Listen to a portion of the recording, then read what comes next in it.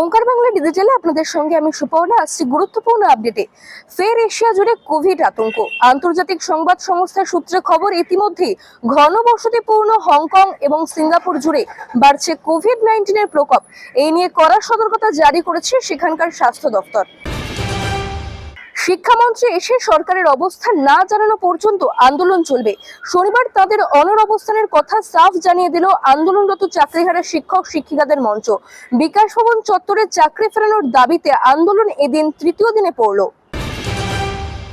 গন্ডগোলের দিন বিকাশ ভবন চত্বরে অন্তঃসত্ত্বা মহিলার আটকে পড়ার অভিযোগ অস্বীকার করলেন চাকরিহারা শিক্ষক শিক্ষিকারা। শুক্রবার বিকাশ ভবন ঘেরাওয়ের দিন অন্তঃসত্ত্বা মহিলা আটকে পড়েছিলেন বলে জানিয়েছেন রাজ্য পুলিশের এডিজি দক্ষিণবঙ্গ সুপ্রতিম সরকার। এই অভিযোগ অস্বীকার করে তারা জানিয়ে দিলেন, কোনো অন্তঃসত্ত্বা মহিলাকে আটকে রাখা হয়নি, পুলিশই গেট বন্ধ করে দিয়েছিল। এরকম আরো আপডেটের জন্য চোখ রাখুন ওঙ্কার বাংলা ডিজিটালে।